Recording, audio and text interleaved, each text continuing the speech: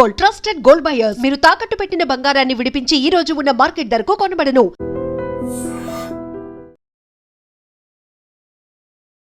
పోలీసులు అనగానే జనరల్లీ కూడా పబ్లిక్లో ఒక నెగిటివ్ ఇంప్రెషన్ ఉంటుంది. వాళ్ళకు కూడా పర్సనల్ లైఫ్ ఉంటుందనో లేకపోతే ఇంకోటనో అసలు ఆలోచన కూడా చేయం. ఎందుకంటే వాళ్ళు కఠినంగా ఉంటారు. చాలా చోట్ల కూడా నెగిటివే ఉంటుంది పబ్లిక్కి. సో దీంతో ఏమైపోతుందంటే వాళ్ళ గురించి అసలు వాళ్ళ పర్సనల్ లైఫ్ ఉంటుందని ఇంకోటి ఉంటుందని అసలు ఆలోచించే పరిస్థితి కూడా ఉండదు. కానీ కొన్ని సందర్భాల్లో కొన్ని ఇన్సిడెంట్స్ జరిగినప్పుడు మాత్రం అరే వీళ్ళకు కూడా పర్సనల్ లైఫ్ ఉంటుంది కదా అనిపిస్తుంది. సేమ్ అట్లనే ఒక ఏఆర్ కానిస్టేబుల్, వరంగల్ జిల్లాకు సంబంధించిన ఏఆర్ కానిస్టేబుల్ ప్రేమ వ్యవహారం అండ్ దట్టు ఇద్దరు యువకులు వేధించిండ్రు. మధ్యలో నలిగిపోయి పాపం చేయని తప్పుకి ఈ ఏఆర్ కానిస్టేబుల్ అనిత ఆమె పేరు వచ్చేసి ఆమె చనిపోయినటువంటి సిచ్యువేషన్.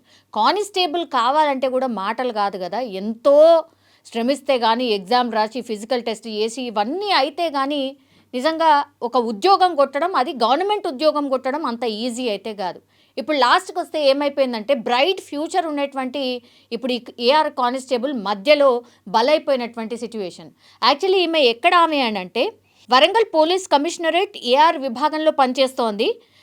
వరంగల్ జిల్లా పర్వతగిరి మండలం సీత్యా తాండాకు చెందిన అనిత అన్నమాట. ఈమె మహిళా కానిస్టేబుల్గా విధులు నిర్వహిస్తోంది వరంగల్ జిల్లాలో.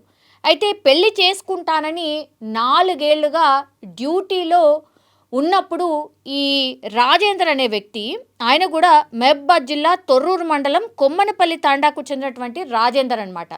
ఇతను తరచుగా 4 ఏళ్లుగా వీళ్ళిద్దరి మధ్య ప్రేమ ఉంది. కానీ ఎంత టార్చర్ పెట్టేవాడట అంటే ఈమె డ్యూటీలో ఉంటే కూడా అనుమానం అనమాట. నువ్వెక్కడున్నావు, ఇప్పుడు ప్రస్తుతం ఎక్కడున్నావు, నువ్వు కరెక్ట్గా చెప్పు, నాకు వీడియో కాల్ చేయి. డ్యూటీలో ఉండగా వీడియో కాల్ చేసి ఆమె ఒకవేళ తప్పు చెప్పిందా కరెక్ట్ చెప్పిందా అని క్రాస్ చెక్ చేసుకోవడం ఇక రోజు ఇదే. ఇప్పుడు కానిస్టేబుల్ అన్నాక అప్పటికప్పుడు ఫోన్ వస్తుంది, ఇప్పుడు ఇక్కడ ఉన్నానని చెప్తుంది, వెంటనే ఇంకో ఫోన్ వస్తుంది, ఇమ్మీడియట్గా వాళ్ళు ఇంకో దగ్గరికి మూవ్ అవుతారు. అప్పుడు ఇక్కడ కాకుండా ఇంకో చోట ఉన్నాననగానే అనుమానమట. సో ఇట్లా రాజేందర్ తరచుగా వేధించేవాడట. ఇక ఆల్మోస్ట్ తల్లిదండ్రులు ఒప్పుకున్నారు, రాజేందర్తోని వివాహం కూడా నిశ్చయం అయిపోయింది. ఇక రేపో మాపో పెళ్ళి అనేటువంటి టైంలో ఈయన వేధింపులు భరించలేక నా వల్ల కాదు బాబోయ్ అని రాజేందర్కి నో చెప్పేసేసి ఆమె లైఫ్ ఆమెదో లీడ్ చేస్తున్నటువంటి ప్రయత్నం చేస్తోంది. దీంతో అప్పుడు ఏమైంది, అనిత తల్లిదండ్రులు కూడా నీకు వద్దమ్మా, ఆయన తగడు, రాజేందర్తోని నువ్వు వేగలేవు, ఇంత అనుమానం ఉంటే కష్టమమ్మా అని ఏ తల్లిదండ్రులైనా చెప్తారు. అట్లే ఆమెకు కూడా చెప్పారు, సరే అని చెప్పి ఆయనతో మ్యారేజ్ కాలేదు. ఇంకొకళ్ళు ఎంటర్ అయ్యారు. ఎవరు అని అంటే ఈయన పేరు జబ్బార్ లాల్. ఈయన ఎవరు అంటే అనితకి స్నేహితుడట. ఏమైంది, సరే సన్నిహితంగా ఉండడము, తర్వాత ఈమె బాధలు షేర్ చేసుకోవడము, అసలు రాజేందర్ ఇష్యూలో ఏమైంది అని చెప్పడం, ఇవన్నీ కూడా షేర్ చేసుకుంది. జబ్బర్ లాల్ కూడా ఓకే అనుకున్నారు. ఇక రేపు మాపు పెళ్ళి అన్నటువంటి టైంలో ఇప్పుడు రాజేందర్ ఎవరైతే విడిపోయిండో ఈమెతోని జబ్బర్ లాల్తోని ఫోన్ కాంటాక్ట్ అయ్యి ఆమె మంచి ఆమె కాదు, అసలు నాతోనే ఇలా ఉండేది, నువ్వు ఆమెను ఎట్లా చేసుకుంటున్నావు, ఇట్లా చెప్పుడు మాటలు అనమాట. జబ్బర్ లాల్కి చెప్పడం స్టార్ట్ చేశాడు రాజేందర్. ఏంది, జస్ట్ రాజేందర్ని కాదన్నందుకు, పెళ్లి చేసుకోనందుకు ఇప్పుడు జబ్బర్ లాల్ ఎవరైతే అనితని మ్యారేజ్ చేసుకుందాం అనుకున్నాడో ఆయనకు చెప్పడం స్టార్ట్ చేశారు. ఇక వీళ్ళిద్దరూ ఇక మళ్ళీ జబ్బర్ లాల్ కూడా సేమ్ రాజేందర్ లెక్కనే టార్చర్ పెట్టడం స్టార్ట్ చేసిండట అనితని. ఇక రోజు ఒక అనుమానం అనమాట, నువ్వు అట్లనంట కదా ఇట్లనంట కదా అని ఇట్లా రకరకాలుగా ఆమెను టార్చర్ చేయడం స్టార్ట్ చేసిండట. దీంతో జబ్బర్ లాల్తోని గొడవ పడడం జరిగింది. అనిత చెప్పే ప్రయత్నం చేసింది, అది కాదు ఇది కాదు అని చెప్పే ప్రయత్నం చేసింది. అయినా కూడా చెప్పుడు మాటలే విన్నాడట జబ్బర్ లాల్. దీంతో ఏమైపోయిందంటే ఆమె మానసిక క్షోభకు గురైంది. దీంతో ఏం చేయాలనో అర్థం కాక నువ్వు ఆయన మాటలే వింటున్నావు అని చెప్పి ఎంత వారించినా వినలేదు. దీంతో రాజేందర్కి ఫోన్ చేసి నువ్వు నా జీవితాన్ని నాశనం చేసేసినావు, ఎంత అసలు నేను నీకేం అన్యాయం చేశాను, ఇట్లా ఆయనతోని మాట్లాడడం. తర్వాత జబ్బర్ లాల్ కూడా ఎవరైతే మ్యారేజ్ చేసుకోవాలనుకున్నారో జబ్బర్ లాల్ కూడా చెప్పే ప్రయత్నం చేసిందట. అయినా ఇద్దరు కూడా వినలేదట. సో ఇద్దరి మధ్య నలిగిపోయినటువంటి అనిత నాకు ఇంకో దారి లేదు, ఇక నా వల్ల కాదు అనుకుంది.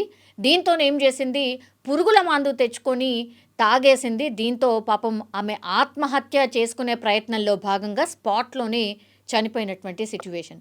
ఒక్కసారి చూడండి, ఇద్దరి మధ్య ఆమె ఊరికనే అంటే ఏ తప్పు చేయకుండానే నలిగిపోయింది.